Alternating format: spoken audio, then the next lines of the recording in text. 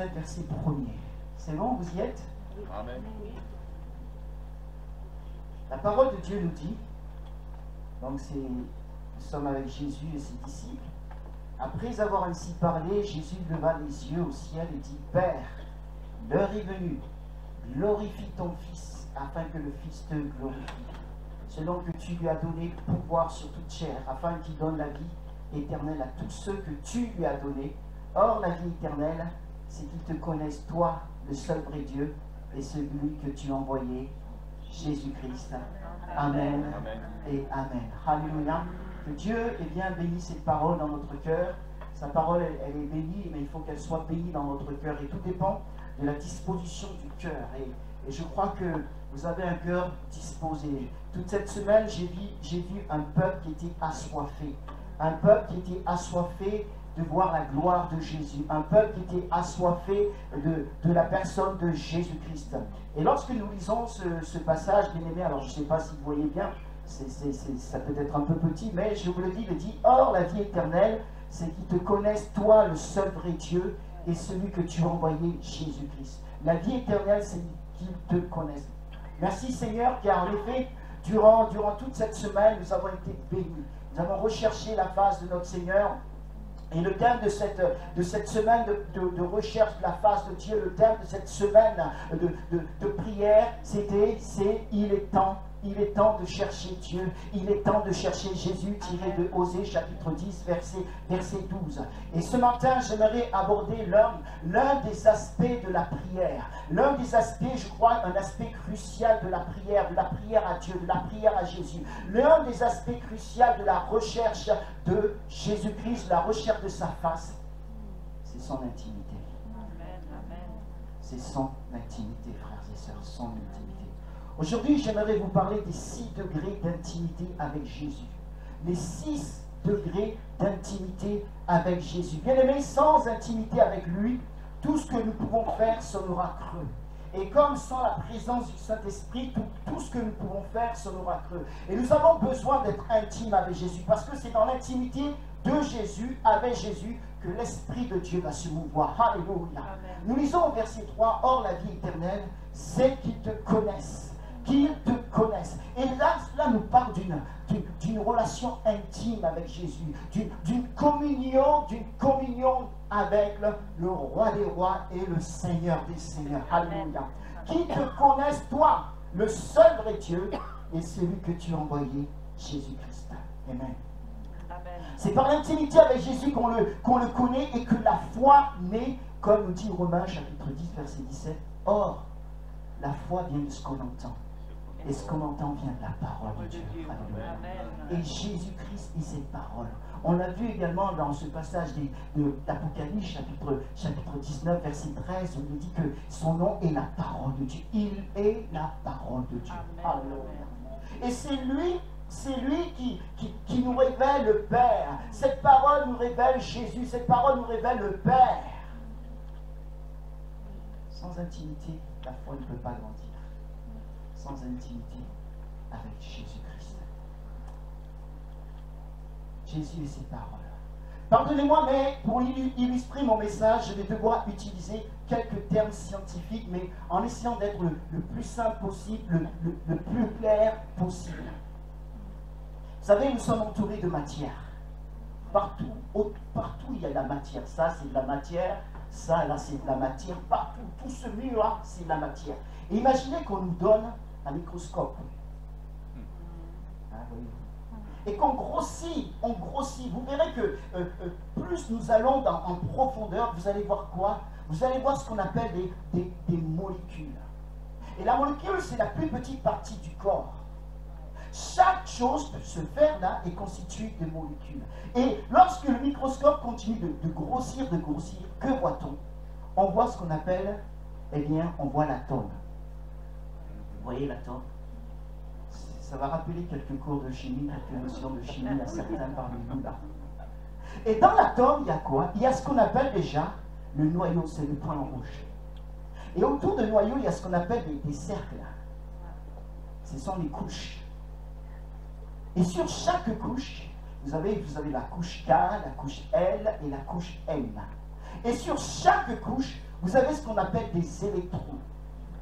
Des électrons libres, des électrons qui sont là, qui tournent autour du noyau. L'atome, c'est la plus petite partie d'un élément atomique. Et l'association des atomes forme la molécule. Et l'association des molécules forme la matière.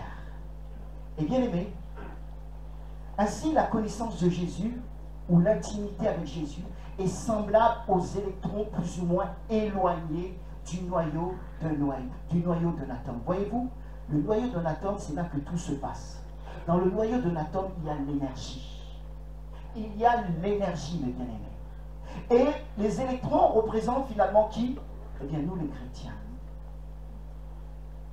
Et la question ce matin est, où te situes-tu sur ce schéma? Et nous allons les voir point par point. Où te situes-tu sur ce schéma? Bien aimé, la volonté de Jésus est de le connaître intimement. Alléluia. L'apôtre Paul pouvait dire dans Philippiens chapitre 3 verset 10, mon but est de le connaître. Amen. Alléluia. Est-ce que ton but à toi est de le connaître? Amen. Cela doit être le but de chaque personne, de chaque enfant de Dieu, de le connaître. À un moment, Jésus est avec les siens et il dit dans l'évangile selon Jean chapitre 14 verset 6, moi je suis le chemin, la vérité et la vie. Nul ne vient au Père que par moi. Si vous me connaissiez, vous connaîtriez aussi le Père et maintenant vous le connaissez. Et l'apôtre Philippe dit, montre-nous le Père et cela nous suffit. Et que dit Jésus? Jésus dit à l'apôtre Philippe, Philippe, il y a si longtemps que je suis avec vous, mais tu ne m'as pas connu. Celui qui m'a vu a vu le Père. Philippe ne voyait pas, ne connaissait pas le Père à travers la personne de Jésus-Christ. Oui. Or, la vie éternelle, c'est qu'ils te connaissent, toi le seul vrai Dieu, et celui que tu as envoyé, Jésus-Christ. Et lorsque nous revenons dans ce contexte, dans ce passage, nous sommes avec Jésus et ses disciples. Et dès Jean chapitre 13, Jésus est avec les siens. Il a laissé son ministère public. Maintenant, c'est son ministère privé avec les siens, avec les 12, avec les apôtres.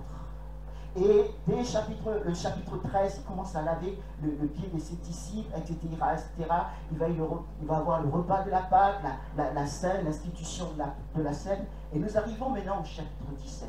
Le chapitre 17, c'est la prière sacerdotale.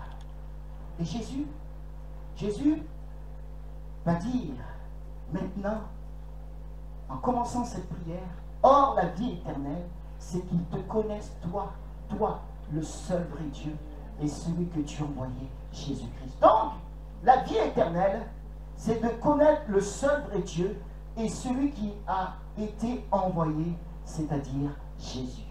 Amen. Frères et sœurs, c'est une connaissance faite de profond dialogue avec Jésus-Christ.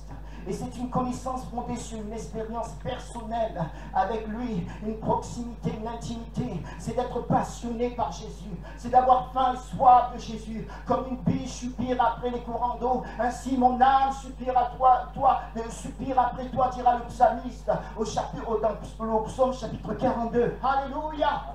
Amen. Et la question est, où est ton âme? Est-ce que ton âme soupire après Jésus-Christ? Est-ce que tu as faim? Est-ce que tu as soif de Jésus? Je disais que c'est une connaissance fondée sur une expérience personnelle avec lui. Une connaissance de Jésus obtenue par la foi. Cette connaissance est un rapport plein de confiance et d'amour avec l'être connu, c'est-à-dire Jésus. Une communion du cœur avec Jésus-Christ. Car la prière, bien-aimée, est avant tout, une relation d'amour entre Dieu et nous. Amen. La prière, ce n'est pas un DA. Non, il faut ôter ça. Ce n'est pas une religion, la prière. C'est avant tout une relation d'amour. Amen. La prière, c'est parler à Dieu. Il n'y a pas de rite à faire, il n'y a pas de ceci à faire, de cinéma à faire, mais simplement venir dans la présence de Dieu. Dans la présence de Jésus, dans la présence de notre Père, pour lui parler. Parce que nous l'aimons. Et lui nous a aimés le premier. C'est ça la prière. Une relation d'amour, un cœur à cœur. Dans cette connaissance et cette intimité, il y a plusieurs degrés. Voyons le premier degré, ou plutôt 6e degré. Je dirais que ce sont les foules qui suivent Jésus et le recherchaient uniquement pour ses miracles. Voyez-vous, ils sont sur la couche extrême, la 6e couche. C'est la foule. Loin. Il est dit dans Matthieu chapitre 20, verset 29, lorsqu'ils sortirent de Jéricho, une grande foule suivit Jésus. Une grande foule suivit Jésus. Beaucoup de foules suivaient Jésus car c'était un faiseur de miracles. Les aveugles voyaient, les sourds entendaient, les boiteux marchaient, il va y avoir la multiplication des pains et des poissons, il va pourvoir à leurs besoins, etc. Et cette foule cherchait les miracles de Jésus. Elle ne cherchait pas d'abord Jésus pour ce qu'il est, mais pour ses miracles.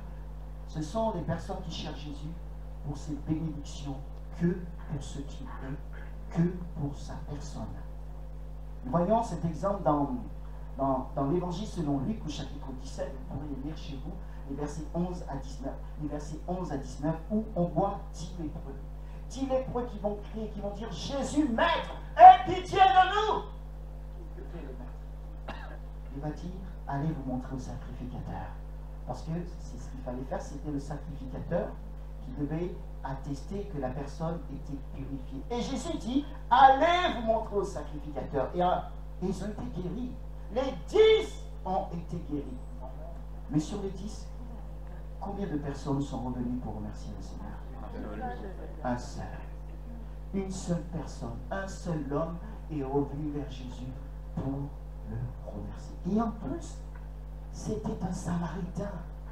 Il ne faisait pas partie du peuple de Dieu. Et le Seigneur dit, mais les 10 ont été guéris, mais où sont les 9 autres? N'y a-t-il que ce Samaritain qui vient? Et les 9 autres sont venus vers Jésus uniquement pour être guéris. Le reste, ce n'était pas leur problème. Intimité ou pas intimité, ce n'était pas leur problème. Pour eux, c'est Jésus, Jésus Père Noël. Et oh, j'aimerais vous dire que Jésus n'est pas le Père Noël. Amen. On a un amen quand même. C'est pas le Père Noël. Ah non, non, non. Cadeau, cadeau, cadeau, cadeau. Ils étaient venus parce qu'ils pensaient, ils croyaient que pour eux, c'est Jésus le Père Noël. C'est pourtant cette foule qui vient vers Jésus uniquement pour les miracles, c'est cette foule qui criera plus tard, crucifie-le, crucifie-le, crucifie-le devant Ponce Pilate. C'est terrible. Pourtant, ils ont été bénis, ils ont été guéris, ils ont été libérés, ils ont été affranchis. Mais là, ils vont crier, crucifie-le, crucifie-le. Ce sont les gens sur la 6e couche de notre atome. Ils sont loin du noyau de Jésus, le point rouge. Ils sont loin de Jésus et ne le connaissent pas. C'est le 6e degré d'intimité avec Jésus. Donc, nous aussi, nous devons faire attention. Bien sûr, nous devons chercher les miracles de Jésus, mais aussi le chercher pour ce qui est et non pour ce qu'il fait seulement. Amen. Pour ce qu'il est. Et certains parmi vous traversez peut-être des épreuves qui durent déjà depuis un certain temps, mais malgré tout, vous restez fidèles au Seigneur. Continuez de rester fidèles au Seigneur. Continuez. Alléluia. Ça me fait penser à dans l'évangile selon Jean où Jésus va dire à celui qu'il fallait boire son sang, enfin manger sa chair et boire son sang. Et les disciples n'ont pas compris. C'était bien les disciples. C'est écrit disciples. Ils vont dire, mais cette parole est terrible. Et que vont-ils faire? Que vont-ils faire? Pardon? Pardon? Qui peut entendre cette parole? Mais que vont-ils faire? Je n'ai pas entendu ça. Non, pas vraiment. Que vont-ils faire? Ils vont fuir. Lisez Jean chapitre 6. Ils vont fuir. Et pourtant, c'était qui? Ses disciples. Et c'est là que Jésus se tourne vers les 12 et leur dit quoi? Et vous ne voulez-vous pas faire pareil? Et là, Pierre, il y a cette parole. Seigneur, à quel autre vers nous? Tu as les paroles de la vie éternelle. Alléluia. Il a les paroles de la vie éternelle. À quel autre irions-nous si ce n'est qu'à lui seul? Amen. Alors, frères et sœurs, continuez de rester attachés à Jésus. Qu'importe ce que vous pouvez traverser actuellement. Donc ça, c'est le sixième degré d'intimité avec Jésus, si on peut parler d'intimité. Et on continue, nous allons, eh bien, sur la 5e couche. C'est pas mal déjà, hein? On se rapproche du noyau. Hein? Eh bien, sur cette 5e couche, il est dit que c'est la foule qui écouta le sermon sur la montagne. Dans Matthieu chapitre 5, versets 1 à 2. Voyant la foule, Jésus monta sur la montagne, il s'assit et ses disciples s'approchèrent de lui. Puis il ouvrit la bouche et se mit à les enseigner. Il ouvrit la bouche et se mit quoi? À les enseigner. Alléluia. Ici nous sommes aux béatitudes, c'est-à-dire ou encore le sermon sur la montagne. Et lorsque nous lisons la même histoire, mais dans l'évangile selon Luc, chapitre 6, verset 17, il est dit que cette foule est venue pour l'entendre. Certes aussi pour être guéri, mais avant tout pour l'entendre. Donc il va y avoir une progression dans cette intimité. Eux sont venus pour l'entendre. Ils avaient un désir qui était là, entendre Jésus. Oh certes, ils avaient entendu parler de Jésus, ils avaient entendu dire qu'il faisait des miracles, mais ils vont dire, mais allons l'entendre quand même, allons l'entendre, allons voir ce qu'il dit. Ils vont apprendre de lui. Ils voulaient faire sa volonté. Ils voulaient lui obéir. Ils voulaient le suivre. Ils voulaient entendre sa parole. Encore faut-il bien entendre. Car il y a entendre et entendre. N'est-ce pas? Parce que nous allons aux paraboles du semeur. La Bible nous parle de 4 terrains. Il y a un terrain le premier qui est le long du chemin. Un autre terrain qui est l'endroit pierreux. Un autre terrain qui sont les épines. Un autre terrain, la bonne terre qui donna beaucoup de fruits. Et notre désir, mon désir, c'est que notre cœur soit la bonne terre. Tous les autres terrains n'étaient pas bons. Le seul qui était bon, c'était la bonne terre qui donna beaucoup de fruits. C'est pour ça qu'il y a entendre et entendre. Jésus dit souvent que celui qui a des oreilles entende. Matthieu chapitre 13, verset 9. Il a dit aussi à un autre moment, et pour eux s'accomplit cette prophétie d'Ésaïe. Vous entendez bien, vous entendrez bien, et vous ne comprendrez point. Vous regarderez bien, et vous ne verrez point. Car le cœur de ce peuple est devenu insensible. Ils se sont bouchés les oreilles, ils ont fermé les yeux, de peur de voir de leurs yeux, d'entendre de leurs oreilles, de comprendre de leur cœur, et de se convertir, en sorte que je les guérisse. Le cœur était endurci. Et lorsqu'un cœur est endurci, vous pouvez dire tout ce que... vous pouvez dire beaucoup de choses, mais le cœur est endurci. Il a refusé. La personne refuse d'entendre. Il refuse de comprendre. Il refuse d'écouter. Entendre Jésus, c'est garder sa parole et mettre en pratique sa parole. Alléluia. C'est connaître Jésus.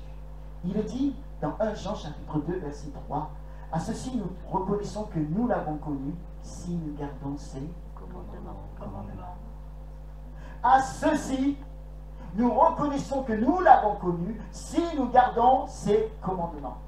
1 Jean chapitre 2, verset 4 nous dit, « Celui qui dit « Je l'ai connu » et qui ne garde pas ses commandements est un menteur, et la vérité n'est pas en lui. » Et enfin, dans 1 Jean chapitre 4, verset 8, il est dit, celui qui n'aime pas n'a pas connu Dieu, car Dieu est amour. Dieu est amour. Amen. Cette foule du sermon sur la montagne, eh bien, voulait entendre Jésus. Ils sont les gens qui sont sur la 5e couche de notre atome. C'est le 5e degré d'intimité avec Jésus. J'aimerais vous dire, c'est pas mal, mais il y a mieux. On continue. Alléluia. Amen. Nous allons sur la 3e couche, la 3e couche, ou la 4e, selon le sens où vous comptez. Eh bien, ce sont les 70 disciples que Jésus envoya. Il est dit dans Luc chapitre 10, verset 1er. Après cela, le Seigneur en désigna encore 70 autres et les envoya devant lui, 2 à 2, dans toute ville et tout endroit où lui-même devait aller. Le Seigneur va prendre quoi? Combien, pardon? 70. 70 disciples. Ces 70 disciples participent à son œuvre et passent dans les endroits où Jésus lui-même devait aller. Ces 70, ce n'était pas n'importe qui. Ils connaissaient déjà Jésus. D'une certaine manière, ils le connaissaient plus que la foule qui l'ont juste entendu, qui sont juste venus l'écouter. Ils ont vu clair dans la mission de Jésus. Ils ont vu qui il était. Ils ont vu que c'était le Messie. Alléluia. Ils ont connu son plan. Et d'ailleurs, Jésus les envoie comme précurseurs des endroits où lui-même devait passer. Et ça, c'est en honneur. Il les envoie devant lui. Amen. Et je crois que Jésus n'envoie pas n'importe qui dans son œuvre. Ce qui signifie que ces 70 disciples le connaissaient bien plus que la foule qui cherchait des miracles. Ces 70 disciples le connaissaient aussi bien plus que ceux qui étaient venus juste pour l'entendre. Il y avait eu déjà un engagement de leur part. Amen. Amen. Dans la connaissance avec Jésus, dans l'intimité avec Jésus, ils se sont engagés. Les 70 disciples sont les gens qui ont entendu Jésus et qui ont commencé à mettre en pratique la parole de Dieu. Ils ont commencé à quoi? À mettre en pratique la parole de Dieu. Et en profondeur, on avance en profondeur. Là. Amen. Donc, progression dans le degré d'intimité avec le Seigneur. Ces gens-là sont sur la 4e couche de notre attente. C'est le 4e degré d'intimité avec Jésus. Ils avaient une certaine intimité avec Jésus, plus que la foule qui écouta le sermon sur la montagne. C'est bien. Mais quoi? Yes! Alléluia! Il y a mieux. On continue? On continue? Amen. Eh bien, il y a les 12 apôtres qu'il a choisis pour les avoir auprès de lui et pour les envoyer prêcher. On se rapproche. On se rapproche du noyau. On se rapproche de plus en plus de Jésus. Luc chapitre 6, verset 13. Quand le jour parut, il appela ses disciples et en choisit 12, auxquels il donna le nom d'apôtres. Jésus va passer une nuit dans la prière, une nuit tout entière dans la prière. Il va prier son Père pour demander ceux qui seraient avec lui, ceux qui vont être avec lui. Bien sûr, Jésus va dire, il connaît tout. Certes, c'est vrai qu'il est Dieu, mais est-ce que je dois rappeler qu'il était pleinement homme aussi? Pleinement Dieu, pleinement homme. Cela nous dépasse, nous les êtres humains. Et là, il avait besoin de se tenir dans la présence de son Père, pour que le Père lui révèle les 12 qui vont l'accompagner. Et lorsque le jour se leva, il voit ses disciples, il dit, toi, suis-moi, toi, suis-moi, toi, suis-moi, toi, suis-moi, toi, suis-moi. Jusqu'à 12. Et Jésus va être entouré de ces 12 apôtres. Il leur donna le pouvoir de chasser les esprits impurs et de guérir toute maladie et toute infirmité. Il y aura le ministère des apôtres. Et ces apôtres vont impacter le monde. Alléluia. Aujourd'hui, nous parlons des enseignements des apôtres. Et l'Église est fondée sur les enseignements des apôtres. Que le nom de notre Seigneur Jésus-Christ soit béni. Ils iront, oui, bouleverser le monde. La différence, mes bien-aimés, des apôtres et des 70 disciples, c'est que les apôtres étaient constamment avec Jésus. Donc, il y avait une intimité qui était plus grande avec lui. Il le connaissait. Il le connaissait, même Judas. Mais Judas, la différence, c'est que son cœur n'était pas droit de Dieu. Oui, on peut connaître le Seigneur, mais ne pas avoir le cœur droit de Dieu. Que Dieu nous garde. Amen. Amen. Que Dieu nous garde. Il a établi 12 pour les avoir avec lui. Ces apôtres sont sur, eh bien, la 3e couche de notre attente. Ils s'approchent du noyau. Ils étaient intimes avec Jésus. C'est le 3e degré d'intimité avec Jésus. Amen. Wow. C'est beau, hein? Est-ce qu'il y a plus ou pas plus? Mais il y a plus. Il y a plus. Amen. Il y a plus, mes bien-aimés. On continue, on continue. Oui. Nous lisons dans Marc chapitre 9, verset 12. Parmi les 12 apôtres, il y en a 3 qui sortent. Alléluia. 6 jours après, Jésus prit avec lui Pierre, Jacques et Jean. Et il les conduisit seuls à l'écart sur une haute montagne. Il fut transfiguré devant eux. Alléluia. Oui, parmi les 12 apôtres, il y a les 3 plus intimes. Pierre, Jacques et Jean. Waouh. Ils ont vécu certains moments privilégiés seuls avec Jésus. Lors de la résurrection de la fille de Jairus. Le Seigneur va prendre qui? Pierre, Jacques et Jean. Il y avait des pleureuses qui étaient là, Jésus va les... Il n'y avait pas une atmosphère de foi qui était là. Jésus va les chasser et il rentre chez Jairus, là où la fille était allongée dans la chambre de la fille. Et qui était avec lui? Bien sûr, il y avait les parents, mais il y avait Pierre, Jean et Jacques qui étaient présents. Ils vont voir cela. Et d'ailleurs, lorsque vous lisez les actes, eh bien, par rapport à Pierre, il va se produire la même chose. Ils vont voir également la transfiguration. Ils étaient là quand Jésus va se transfigurer. Jésus va avoir un éclat. Il y aura une transfiguration. Il y avait une beauté, un éclat, et ils vont entendre la voix du Père. Waouh! C'est glorieux. Et à Gethsémané, ils seront là. Ils seront là également à Gethsémané. Des moments très difficiles. Donc, c'était un moment très difficile pour notre Seigneur. Donc, il avait besoin des soutiens de ses intimes. Lorsque vous passez par des moments difficiles, vous avez besoin de ceux qui sont proches de vous, intimes avec vous. Qui étaient là? C'était Pierre, Jean et Jacques.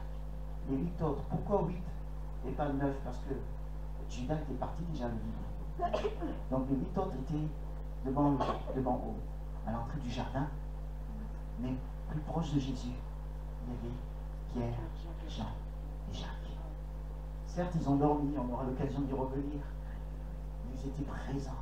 Alléluia. Amen. Donc, ils ont vécu des moments bien particuliers avec le Seigneur. C'était des moments très très importants dans la vie de Jésus. Ces 3 d'ailleurs vont avoir des destinées bien particulières. Ils sont sur la seconde couche de notre atome, très proche du noyau de l'atome, ce qui représente notre Seigneur Jésus. C'est le 2e degré d'intimité avec Jésus. Ils sont plus intimes avec Jésus que les 9 autres. Amen. Est-ce qu'il y a mieux? C'est pas mal ça quand même. Il y a mieux? Oui. Eh bien, on va voir. Alléluia. L'apôtre Jean. Jean chapitre 13, verset 23-25 nous dit: un de ses disciples, celui que Jésus aimait, était couché à table près de Jésus. Il était où? Près de Jésus. Simon-Pierre lui fit signe et lui dit: demande qui est celui dont il parle. Et ce disciple se pencha sur la poitrine de Jésus et lui dit: Seigneur, qui est-ce? C'est lorsque Jésus dira: mais un d'entre vous me livrera. Et Pierre, comme il sait qu'entre Jean et Jésus, il y avait une proximité, il dit: écoute, demande de qui s'agit-il? Et lorsque nous lisons dans Jean chapitre 21, verset 20, Pierre se retourna, c'est après sa résurrection, il se révèle à ses disciples, aux apôtres. Il dit que Pierre se retourna et vit venir à leur suite le disciple que Jésus aimait.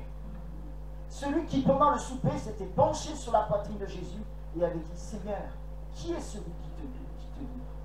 Donc, parmi les 3, c'est-à-dire parmi Pierre, Jean et Jacques, enfin parmi les 3, il y avait l'apôtre Jean. C'est le disciple que Jésus aimait. Non pas qu'il n'aimait pas les autres, non, il nous aime tous de même amour, mais il y avait une intimité entre Jésus et Jean, entre Jean et Jésus.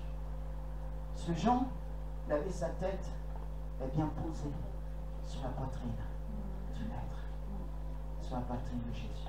Il entendait le battement de son cœur. Cela nous parle de proximité. Cela nous parle d'intimité. Alléluia. Amen. Jean. Et pourtant, l'apôtre Jean, c'était qui? Celui que Jésus aimait. Oui, mais avant cela, Fils de tonnerre. fils de tonnerre. Ça en dit long, hein? Fils de tonnerre. Ça dit beaucoup de choses. C'est lui, son frère, il voulait faire tomber quoi? Le feu sur Samarie. Jésus dira, mais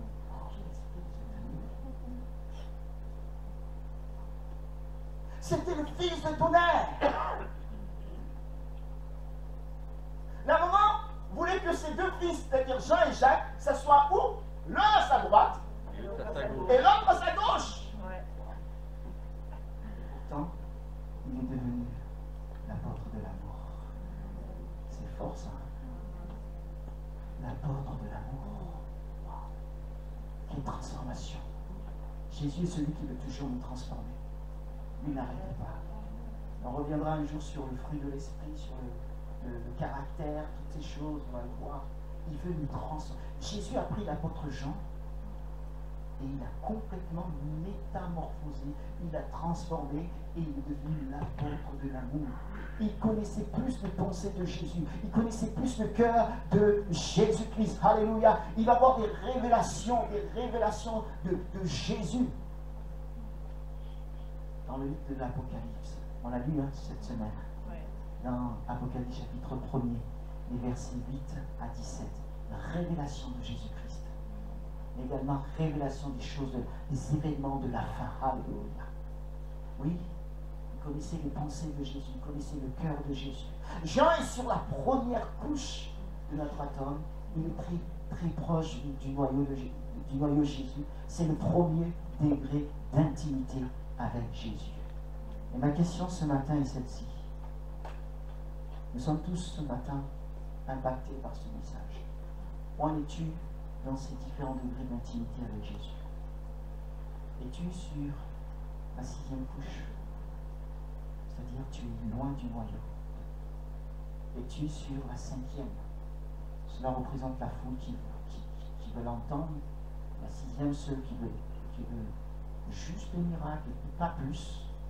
L'autre veut l'entendre. Et voilà.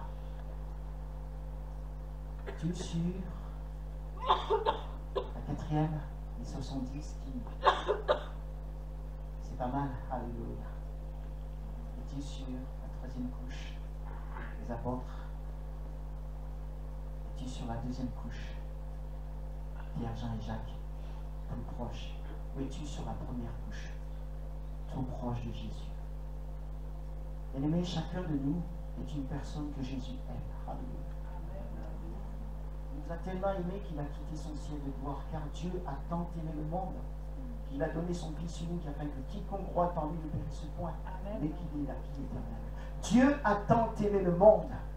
Dieu t'a aimé, qu'il a envoyé Jésus, son Fils unique. Alléluia. Et Jésus est venu sur cette terre pour sauver l'humanité. Il est allé de lieu en lieu. Il avait en effet les signes, les prodiges et les miracles. Et il avait en but une mission, celle de mourir à la croix pour les péchés de l'humanité. Peut-être qu'il y en a qui disent, oh, je n'ai pas l'impression que Jésus m'aime. Dieu ne m'aime pas. Quelle est la preuve qui te prouve encore? La croix est la preuve de l'amour de Jésus-Christ pour toi. Amen, amen. C'est la preuve de l'amour de Jésus pour toi. Amen. Reçois simplement cet amour maintenant ce matin. Reçois-le. Christ meurt à la croix pour le péché de l'humanité, donc pour tes péchés, pour mes péchés. Tout est accompli. Sur cette croix, pour la première fois de sa vie sur cette terre, il a été abandonné par Dieu le Père. Parce qu'à ce moment-là, il avait le péché de l'humanité sur lui. Il dira, mon Dieu, pourquoi m'as-tu abandonné? Il a été abandonné à cause de toi et à cause de moi. Notre frère nous a lu ce passage du Seigneur 3 tout à l'heure. Où nous voyons le Messie souffrant. Le Messie souffrant. Jésus meurt. Que nous soyons sauvés. Que notre cœur soit purifié. Que nous puissions aller au ciel avec lui. Il meurt sur cette croix. Mais 3 jours après, il ressuscite. Alléluia. Et nous vivons pour toujours. Amen. Ici, enseveli par le Saint-Esprit. Ce matin, si tu n'as pas encore fait la paix avec Jésus, ce matin, si tu n'as pas encore donné ton cœur à Jésus, invite-le dans ton cœur. On reviendra à la fin de ce message. Invite-le dans ton cœur. Demande-lui pardon pour tes péchés. Il est là pour te sauver ce matin. Il est là pour te libérer. Il est là pour te délivrer. Parce qu'il t'aime. Il t'aime, il t'aime, il t'aime. Il a préparé des projets pour toi. Des projets de paix dans le malheur. Et le plus beau des projets, c'est que tu sois avec lui dans ce ciel. Amen. Alléluia. Amen. Amen. Et ce qu'il te demande ce matin, c'est la repentance. Demande-lui pardon pour tes péchés. Reçois-le dans ton cœur. Et tu seras sauvé. Merci Seigneur. Amen. Oui. Et dès lors qu'il nous sauve, il désire que nous soyons intimes avec lui, proches de lui. Amen. Vous savez, j'ai dit souvent que l'endroit où on se convertit nous marque. Dieu ne m'a pas sauvé dans une église. Il ne m'a pas sauvé dans une salle, une grande salle ou je ne sais pas quoi. Vous savez où il m'a sauvé? Dans une petite chambre d'étudiant de 9 mètres carrés. Il n'y avait personne. Rien que lui et moi. J'ai vu son amour et un jour j'aurai l'occasion de revenir. J'ai vu son amour, j'ai vu cette révélation qu'il avait pleuré pour moi durant toutes ces années. Je me suis effondré sur mes genoux, j'ai pleuré les larmes de mon corps. J'ai réalisé que je suis un pécheur. Bien que mes parents nous aient élevés dans une bonne voie, une bonne moralité, mais je suis un pécheur.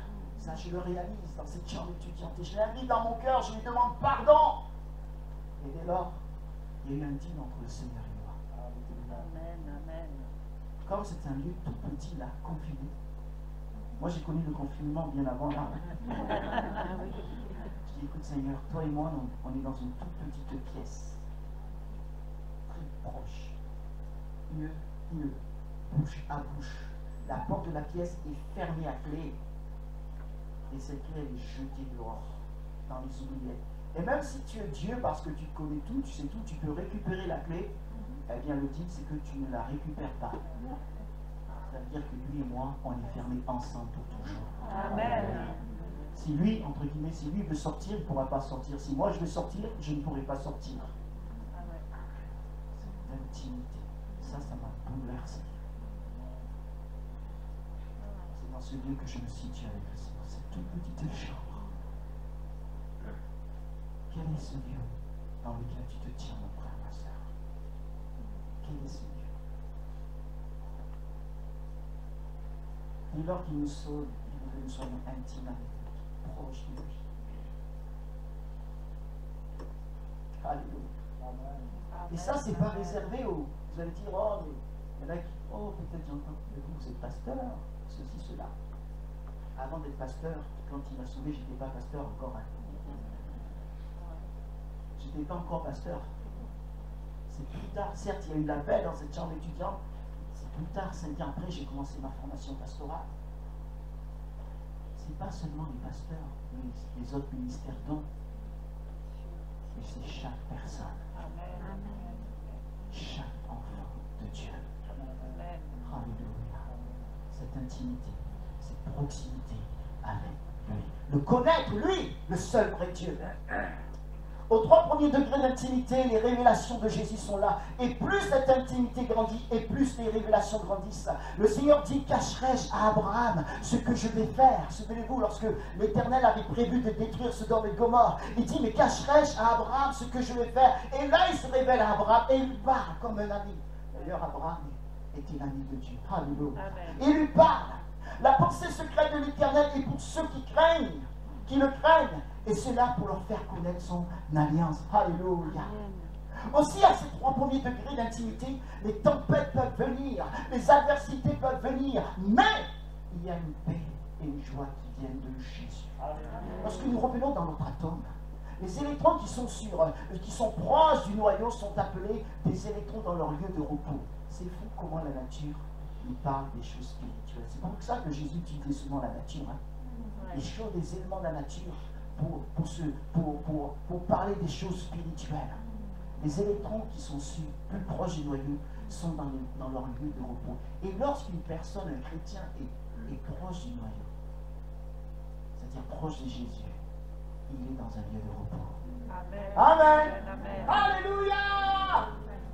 Il est dans un lieu de repos. Et plus cette intimité grandit, et plus cette joie et cette paix grandissent dans les moments de trouble, de tempête. Que votre cœur ne se trouble pas. Croyez en Dieu. Croyez aussi en moi. Amen. Jésus, à ses apôtres. Mais aussi les autres vertus du fruit de l'esprit grandissent. Le caractère change dans cette intimité. Parce que le Seigneur nous confronte aussi dans cette intimité, dans cette proximité. Il nous confronte. Il change son caractère. Et on devient de plus en plus semblable à lui. Alléluia. Et lorsqu'on revient dans notre atome, les électrons qui sont proches du noyau,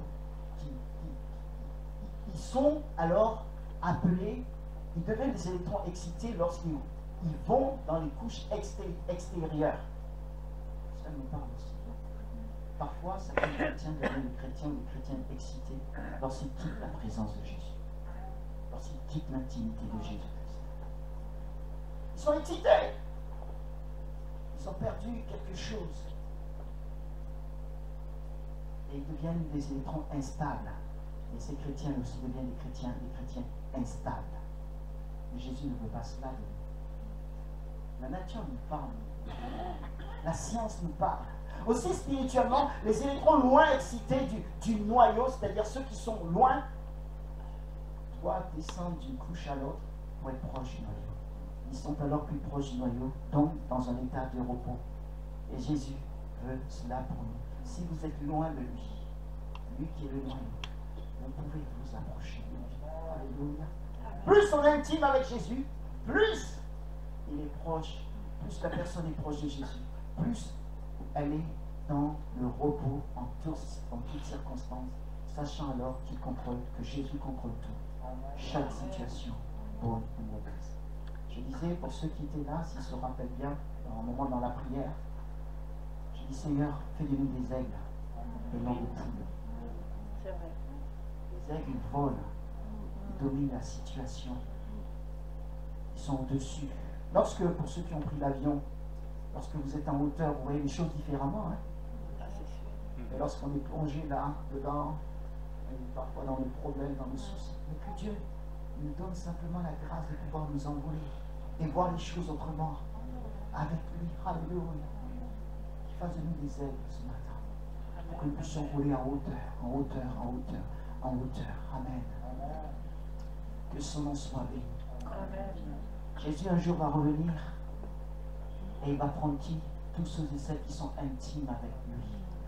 Il y en a qui vont dire, Seigneur, Seigneur, Seigneur, n'avons-nous pas fait ceci, n'avons-nous pas ceci? Il dira, je ne vous ai jamais connu. Donc il commettait l'iniquité. Il va prendre uniquement ceux et celles qui sont intimes, proches avec lui, ceux qui connaissent. Amen. Amen. Est-ce qu'il te connaît? Est-ce qu'il te connaît? On va dire, Seigneur, oui. Alléluia! Amen. Plus de lui. Comment devient-on plus intime avec lui? Je vais finir avec ce point-là. Eh bien sûr, c'est la lecture et la méditation de la parole, bien sûr. Alors, lecture et méditation, il y a une différence. Hein. Je peux lire comme ça la parole, comme lire un livre. Hein. Mais il faut passer à notre cap, celle de la méditation. Là, on s'arrête sur pratiquement chaque mot. On rumine comme la vache rumine. Là, on émergie bien la parole. C'est là que la foi va naître. Amen. Amen. C'est là qu'on va connaître Jésus-Christ. Merci Seigneur.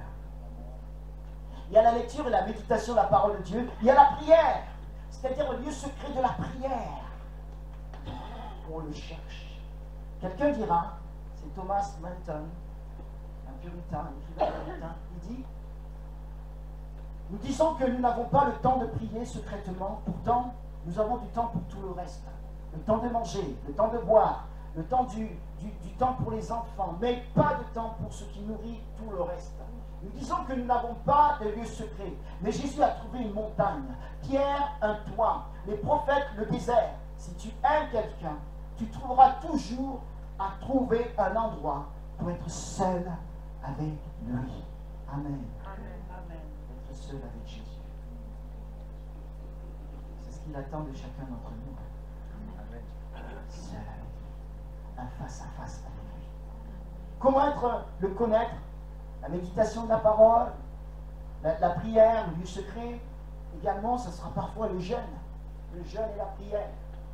Il y a aussi, comment le connaître? La plénitude du Saint-Esprit, par le Saint-Esprit. Amen. Et bien sûr, dans tout cela, il y a la grâce de Dieu. Parce que sans la grâce, on a besoin de la grâce de Dieu.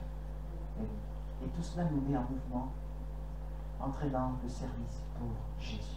Or, la vie éternelle, alors que j'invite les musiciens à s'approcher.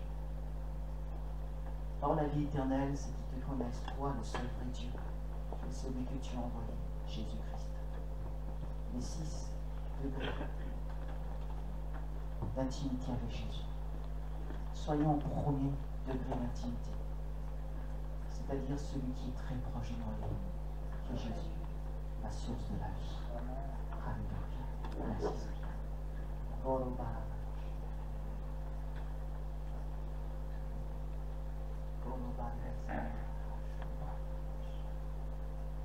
Je ne sais pas où vous en êtes dans votre marche chrétienne.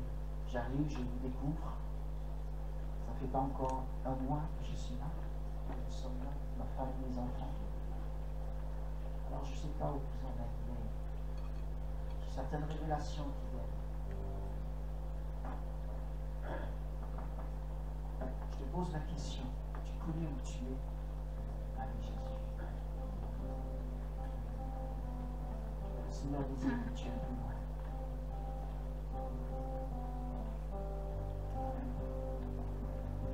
Quelle que soit la couche sur laquelle tu te situes, Jésus t'invite à aller plus loin. Vous savez ce qui va faire un impact dans votre vie? Il y a des jeunes serviteurs ici aussi.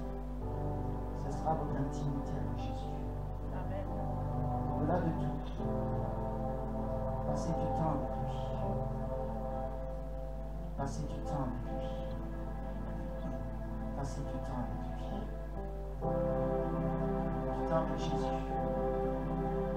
Connaissez-le. Adorez-le. Soyez proches avec lui. Soyez intimes avec Jésus. Nous allons prendre ce chemin. Ensuite, nous allons prier.